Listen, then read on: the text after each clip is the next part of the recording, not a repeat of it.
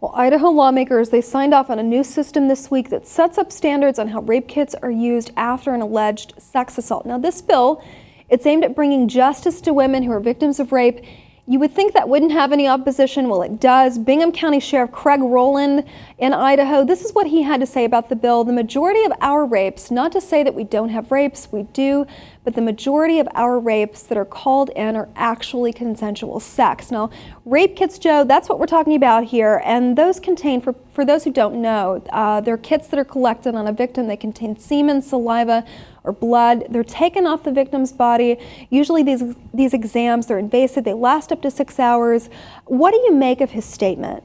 Well, one thing that his statement omits is the fact that these rape kits are expensive. Clearly, this is all about money. It's also about minimizing the crime in his district. We're talking about forensic evidence kits, DNA testing. This stuff costs a lot. But it's also, what's going on here is part of the larger problem that's endemic across this country. The fact that law enforcement puts unfair skepticism on the victims of rape. When you compare them to other crimes, it seems like it's the victims of rape that are so often put on trial. They have to prove that what happened really did happen.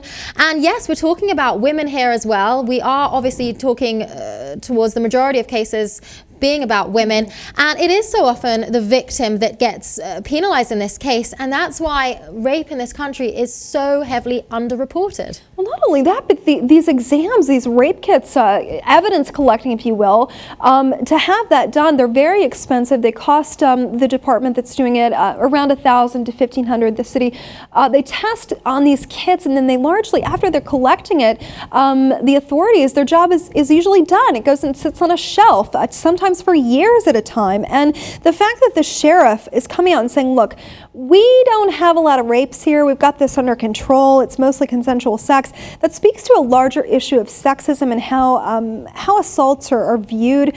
I just want to go over really quickly what this bill represents and what they're hoping to change. Now, it's going to require medical clinics to use rape kits to collect the evidence after the sex assault. It's going to require it. And then the clinic would then have to send the evidence for DNA testing immediately, unless the victim requests otherwise.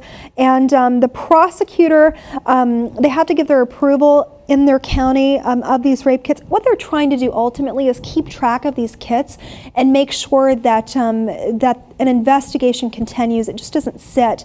It looks like the sheriff, not only is he sitting idly by, but he has a very bizarre approach to this. Absolutely. Well, this bill is undoubtedly a step forward, a positive step for the victims of rape in this country.